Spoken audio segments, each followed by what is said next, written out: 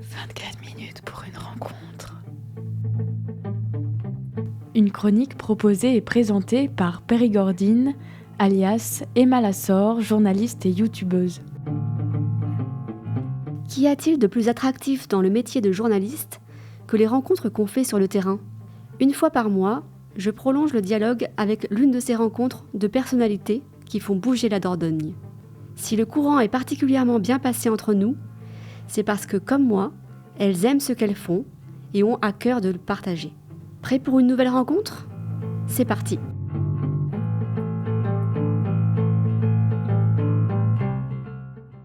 Mes nouveaux invités sont un duo à la ville comme à la scène. Mes nouveaux invités sont amoureux des notes bleues. Mes nouveaux invités sont retournés en Périgord après 12 années passées outre-Atlantique et outre-Manche. Mes nouveaux invités, ce sont Franck et Virginie Brody. Bonjour. Bonjour tout le monde. Je sens qu'on va parler d'amour pendant ces 24 minutes passées ensemble. Sûr et certain. Alors, j'ai dit en premier, pour vous présenter, que vous étiez un duo, à la ville comme à la scène. Est-ce que la musique est indissociable de votre histoire d'amour, vous ? Comment vous vous êtes rencontrés ? Virginie, en fait, m'a vu dans une répétition, tout simplement.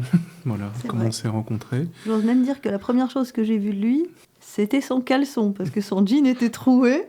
Et je me suis dit, tiens, il joue bien de la guitare. Donc voilà, on a été, disons, comme les meilleurs amis du monde pendant 1 an et demi. Et au bout d'1 an et demi, on s'est dit, on est peut-être plus que les meilleurs amis du monde. Voilà. C'est vrai. L'action se passe où ? À Nontron. Et moi, j'étais au lycée en première. Et moi, je venais juste de finir le lycée, en fait. Je commençais mes études au conservatoire. Et j'avais encore quelques copains qui étaient au lycée de Nontron. Et de fil en aiguille, c'est ce qui a occasionné notre rencontre. Vous habitiez où à l'époque ? Moi, je suis un pur produit périgourdin. Mais oui. Né à Périgueux et j'habitais à Haute-Faille. Moi, je suis un import. Je suis né dans le 92. Et mes parents ont décidé de venir vivre leur retraite en Dordogne, comme beaucoup de personnes qui habitaient dans la région parisienne. Lorsqu'on s'est rencontrés, j'habitais chez mes parents et c'était plutôt du côté de Mareuil, sur Belle. Donc dans le Périgord vert. Oui, le meilleur. Faut pas le dire. Mes nouveaux invités sont amoureux des notes bleues. Comment est-ce qu'on pourrait définir votre musique, vos influences ? Les influences sont très, très, très, très larges. Parce qu'on a grandi, Virginie et moi, en écoutant beaucoup de musiques différentes. Donc réussir à donner juste une influence serait vraiment trop compliqué. Je pense qu'on peut dire qu'on a la soul, blues, jazz, musique électronique, pensez plutôt Björk en fait. Et dans mon cas, j'ai eu un passage de ma vie où j'étudiais plutôt la composition classique. Donc ce qui est, disons, pour réduire le truc, on va dire tout ce qui vient de Debussy, Fauré, Ravel, en fait, cette école-là. Voilà. Peut-être on peut écouter une de vos chansons pour mieux percevoir votre style, finalement. On écoute Catastrophe ? Oui, absolument.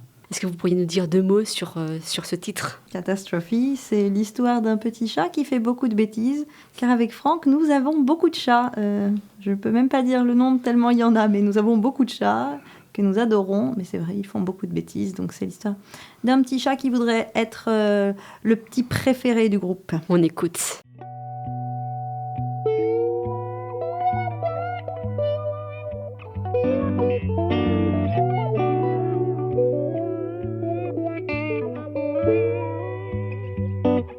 You call me back and use a prayer stack to mark my flight. Be careful what to bite. I deserve a palace. I'm an everyday, not a bike in the Mondays. I deserve a palace. I'm an everyday, not a bike in the Mondays. Miss Catastrophe, I deserve a trophy. Miss Catastrophe, ooh, I deserve a trophy. Wow, wow, wow, wow, wow. Ooh, ooh, ooh, ooh, ooh.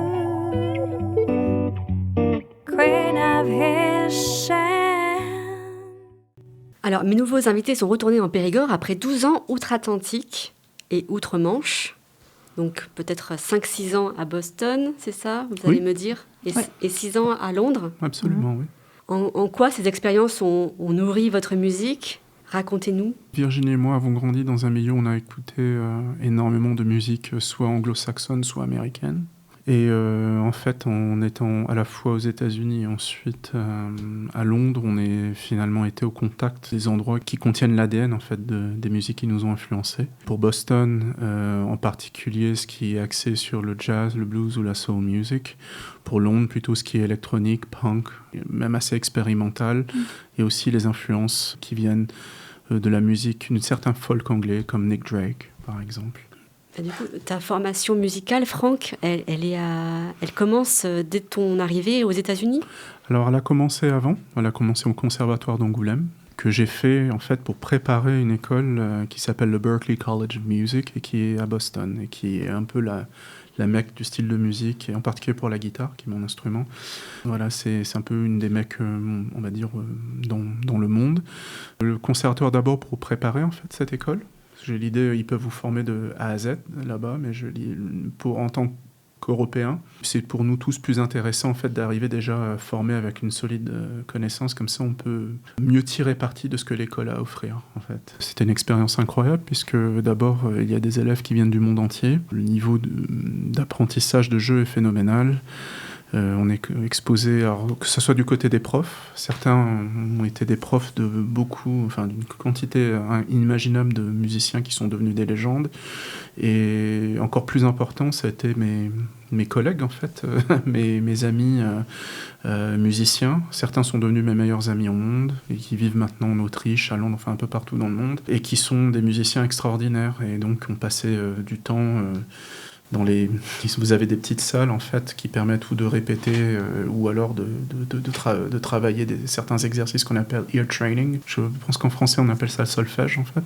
Et on se faisait des challenges en fait. Voilà, ensemble. Et c'était très drôle et vous voyez un petit peu en direct la formation en fait. C'est un peu comme un embryon de copains qui sont en train de percer en ce moment et qui sont toujours des amis. Voilà. Vous avez commencé à enregistrer ensemble, en tout cas à écrire vos chansons, à les composer, à les diffuser. Il y a eu un premier album, dites-nous en quelle année ? Je pense 2013. Oui. Ça s'appelait V&F. Alors, FNV. FNV. FNV. Comme Franck et Virginie, parce qu'on n'avait pas de... Alors, ça, c'est lié à Londres, en fait. Donc, cet album qui s'appelle Shivers Included, il a été enregistré entre la Dordogne, en fait, l'endroit où mes parents habitaient. Il y avait un endroit avec une salle très grande qu'on pouvait utiliser à la fois pour répéter ou pour enregistrer. Nous habitions à Londres, donc on voyageait entre Londres et l'endroit où mes parents vivaient pour pouvoir enregistrer. Ça a été fait à cheval. Le nom FNV de l'époque, c'est parce qu'on a joué dans une soirée et une personne de cette soirée nous a dit « Pourquoi vous ne jouez pas au Troubadour ?» à Londres. Elle nous a mis en contact avec la personne qui organisait les concerts au Troubadour. La personne qui organisait ces concerts nous a entendus, a dit « Oui, je veux vous avoir » et on n'avait pas de nom. Donc on est allé vers le plus court, FNV, voilà. C'est pas plus compliqué que ça et ça nous est resté pendant un certain temps. Voilà. On se produit sous un nom différent maintenant. Mais... Troubadour, juste pour peut-être les auditeurs qui connaissent pas trop ce lieu de Londres, il me semble. Oui, où s'est produit un certain inconnu groupe appelé Jimi Hendrix. Plus récemment, plus près de nous que les gens connaissent, Adele y a joué, par exemple. C'est en fait un bar, restaurant à l'étage et en dessous, en fait, il y a une salle de concert un petit peu intime où tous les oiseaux de nuit se retrouvent. C'est près de Earls Court, c'est très sympa, c'est resté dans son jus, comme dans les années 70, ça n'a pas bougé. Ouais. Et c'est vraiment super. On a pu y jouer plusieurs fois et c'était vraiment une expérience incroyable. Oui, c'est le Troubadour, en fait, à Londres, c'est l'endroit où s'est passée la révolution des 60s, en fait. Donc, il y a effectivement Jimi Hendrix, mais aussi Bob Dylan, Johnny Mitchell, Rolling Stones.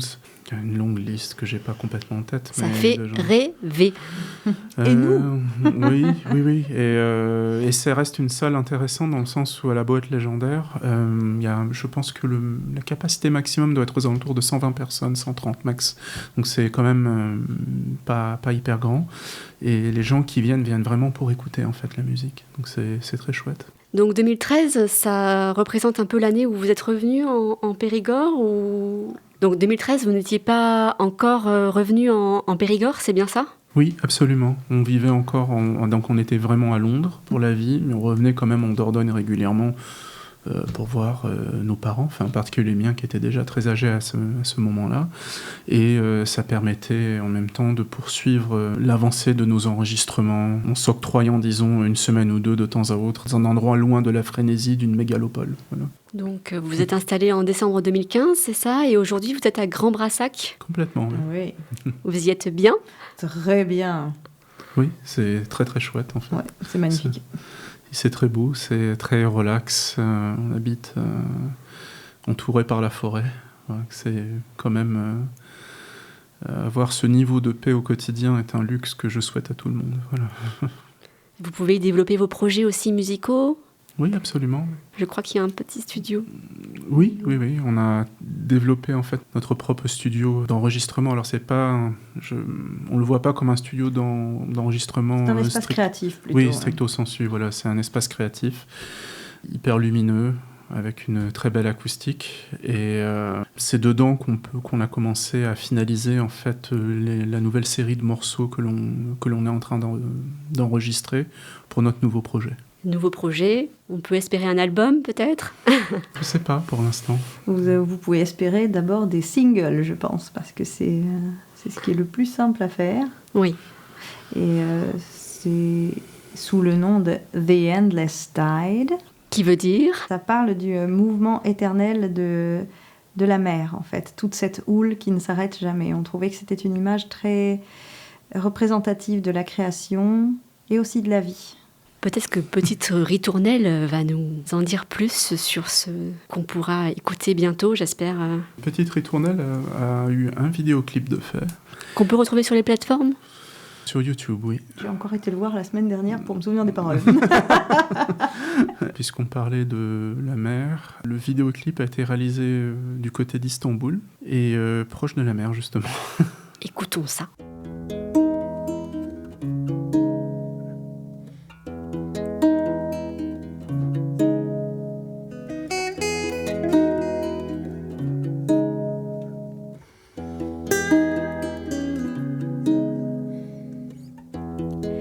If only the world wasn't sane, I will love, I will love, I will love, I will love it.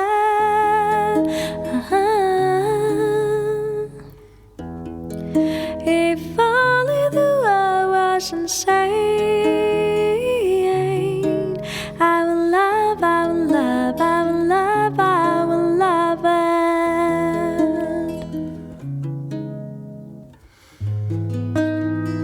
Dancing and scattering flakes of gold, riding on a shooting star with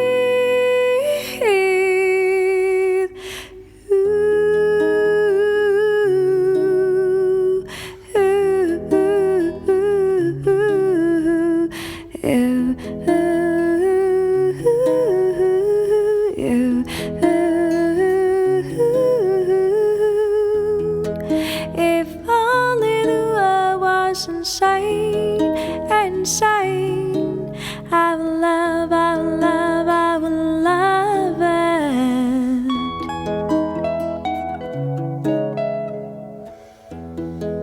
If only the world was insane, I will love, I will love, I will love, I will love it.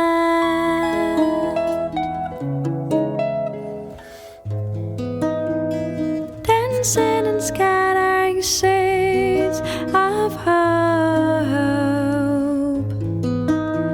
sliding on the rainbow with you.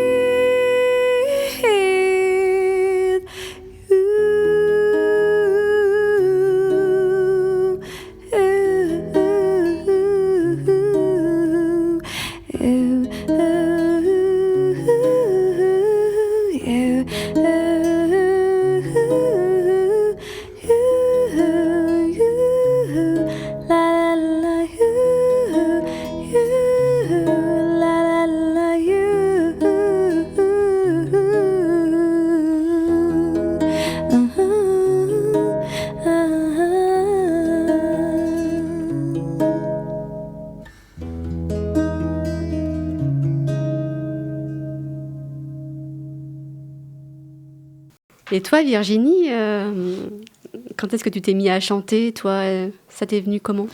Moi, j'ai toujours chanté. D'abord, je chantais pour mon père qui travaillait en usine et il faisait les 3-8. Et c'était un fan d'Otis Redding. Donc, je prenais son petit radiocassette et je m'enregistrais chanter en yaourt Otis Redding pour lui.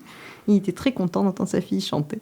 Donc, j'ai toujours chanté. J'ai chanté pour ma famille. J'ai chanté tout le temps, partout. Il y a aussi un truc que tu fais depuis que tu es toute petite, c'est que tu chantes tous les instruments. C'est vrai. J'adore chanter la batterie, les guitares, les trompettes... dans les morceaux. Je trouve ça très amusant. Et donc, quand est-ce que vous avez joué tous les deux? Notre vraie première performance en duo s'est déroulée en Italie. En fait, le Berklee College of Music, l'endroit où j'ai étudié, faisait un stage de 2 semaines là-bas. Et nous y sommes allés avec Virginie, elle pour le chant, moi pour la guitare. Et elle a été sélectionnée pour jouer sur une des scènes principales en fait, de ce festival. Et on a joué un titre d'Otis Redding qui s'appelle Try a Little Tenderness. Et c'était super. Et notre première performance a donc été sur une belle scène extérieure à Perugia, devant, 400 personnes. Ah oui, c'était pas mal. C'était super. Et un des moments qui nous a beaucoup plu, c'est que, en fait, il y avait un monsieur qui assurait la batterie pour les différentes personnes qui passaient. Il n'avait pas besoin pour nous. Et c'était un spécialiste de la soul music. Et quand on est sorti, il a fait un super, genre les pouces en l'air pour Virginie, pour son chant, en disant qu'elle chantait hyper bien la soul. Et que j'avais très très bien accompagné en fait la voix de Virginie. Et c'était chouette en fait. Ça donne un peu de confiance en fait, de ce genre de moment. En cette période d'échange de vœux, qu'est-ce qu'on peut vous souhaiter? Alors la réalisation de différents projets que nous menons, et à la fois probablement la publication des premiers titres avec notre duo The Endless Line, donc notre nouveau projet. Un autre projet que je suis en train d'enregistrer en duo qui s'appelle Strange Currency, avec un auteur-compositeur britannique extrêmement talentueux. Et surtout aussi, je vais ouvrir en fait une branche de mon activité vers ce qu'on appelle la pré-production musicale. C'est quelque chose qui est arrivé dans notre vie un peu comme un accident heureux, puisqu'on m'a demandé, un ami musicien m'a demandé un retour sur son projet en fait. Avec l'expérience certainement américaine et anglo-saxonne, je lui ai fait un retour qu'il n'avait jamais eu avant, c'est-à-dire qu'il l'aidait vraiment à comprendre comment faire mieux. Et c'est quelque chose que j'aimerais bien faire de plus en plus en fait dans l'avenir. C'est ce qu'on va vous souhaiter. Et des concerts. Oui, de partager votre passion communicative, votre amour à partir des notes bleues. Merci beaucoup. Merci à toi, Emma, de nous avoir invités. Ce partage. Oui.